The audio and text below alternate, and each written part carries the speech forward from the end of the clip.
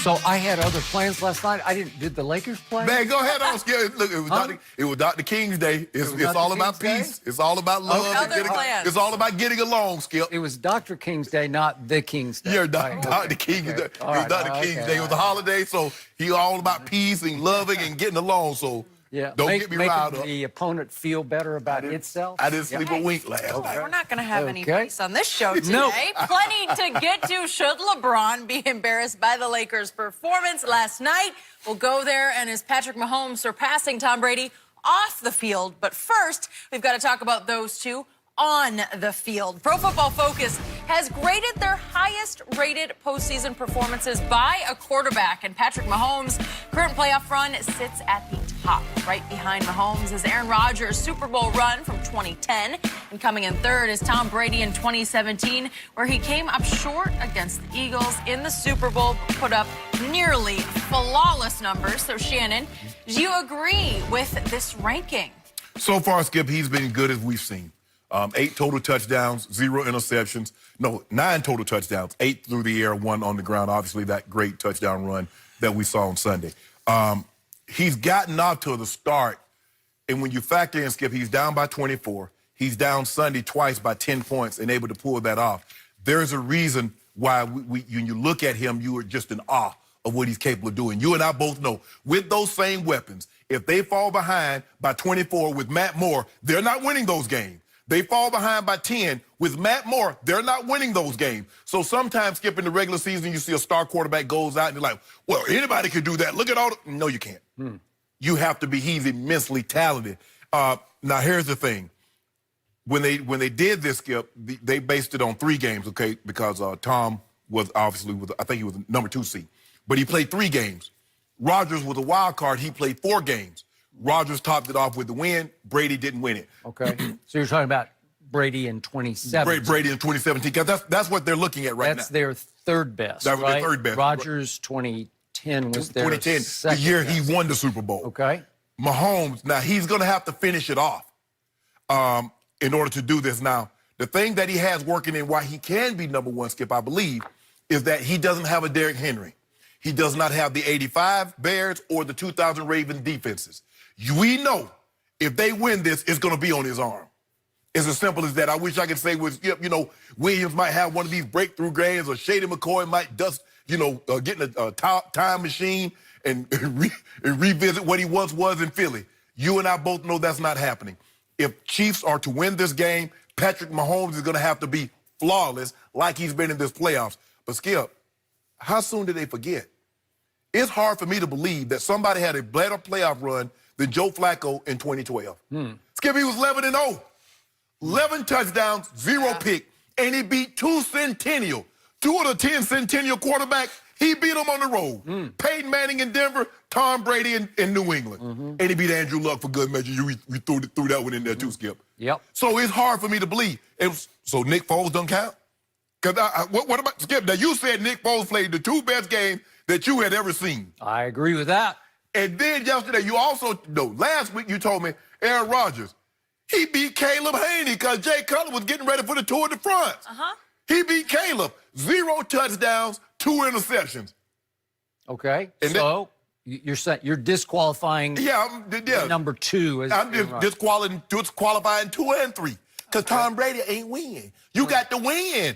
You got to win, Skip Bayless. Okay. And my homeboy, if my homeboy pulls this off, he's going to have to be somewhere around 350, Skip, and probably 4 or 5 touchdowns. So if he's up there around 9, so that'll be 12, 13, 14 total touchdowns with 0 interceptions, yes, this would be there's no question about it, Skip. This would be, and he was at a 97.8 QBR, which is the 3rd best since they've been tracking that. Matt Ryan had one that I think was 98, and Brady was 98.1 a couple of years ago.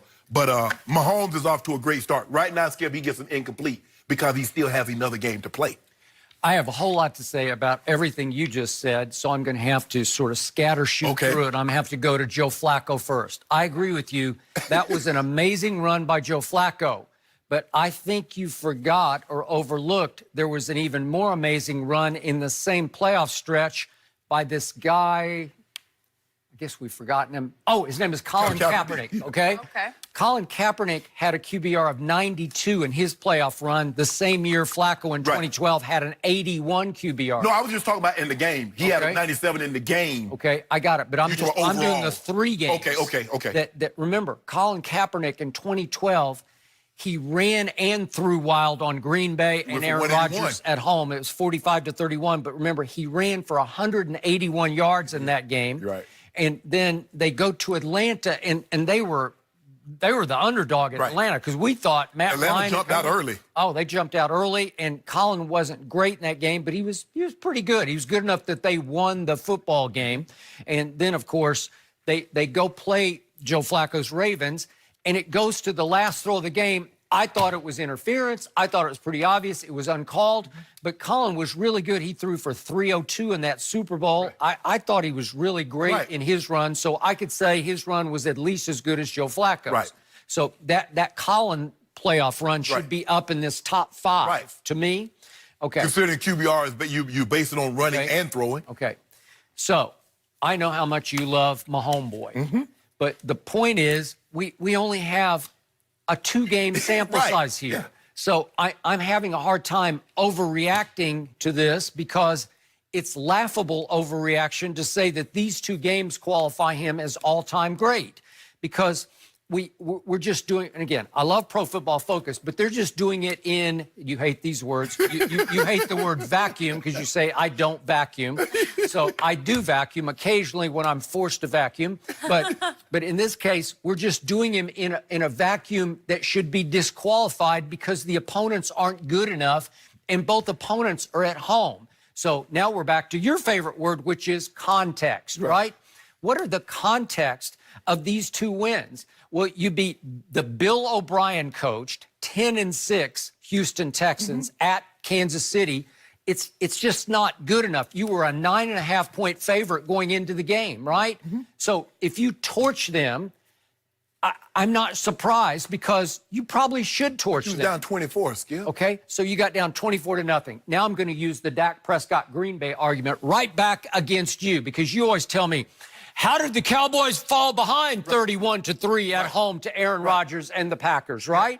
Okay, well, how did they? Well, you say, where was Dak? And I said, well, the defense. We going to say anything about that block punt? Okay, well, what we're going to say is you fell behind 24-0 at home because the first 3 times you had the football, Patrick Mahomes, you went not 3 and out, but you went out. You had to punt it the first 3 times you had the football. Well, tell her what happened. Okay. You didn't tell her what happened. Kelsey dropped the ball. Sammy Watkins dropped the ball. Marcus Robinson dropped the ball on 3rd down. Tell that now. I need you to tell the whole story. I see 12 plays for a grand total of 46 yards in your first 3 times. And a couple of those throws were not exactly on target. On the money. Oh, stop it. So he had to have some responsibility for falling behind 24-0. So can't we dock him for that? Can't we say, gee, that's 1 quarter out of 8 that you were not very good in, right? So we going to do nothing about that block punt, huh? Okay, well, that's not, again, he has nothing to do with the block punt, but still, that helped you fall behind 24-0 because you had the football and you couldn't do anything with it the first 3 times against a pretty mediocre Houston Texans defense. That's just me. Okay. So now we go to Aaron Rodgers, and I'm glad you brought that up. And this is the 2nd best, according to Pro Football Focus, run. Right. And again, they were a road wild card team. Correct. So he outdueled Michael Vick at Philadelphia and Matt Ryan at Atlanta, and the Falcons were just pathetic in that game. But Aaron was great in that game. Right. And he was pretty good against Michael Vick. But again, the Caleb Haney game, go look at the whole second half. Cutler's on the bicycle. Caleb Haney shouldn't be on the football field. He probably didn't deserve to be in the league as a backup quarterback, but they had actually another, Todd Collins was actually hurt too. Right. So Aaron Rodgers got to play Caleb Haney, and he threw what was almost a pick 6 to Urlacher that got returned down to the 3-yard line. And look at his numbers in the second half. They were pretty pathetic, and they just barely hung on to beat the Chicago Bears. Yeah. Okay, and then in the Super Bowl, Polamalu, according to my friend Ryan Clark from ESPN, should not have played because he had a pulled hamstring, so he could barely sort of wobble onto the field. And you know, Aaron was good. He threw one great ball to Greg Jennings that basically broke the game open. But is that the greatest playoff run? Because he gets disqualified by his second half in the NFC Championship game on the road at Chicago. But I love how you try to minimize, oh, that was a Bill O'Brien coach team. So is Doug Marrone going to the Hall of Fame?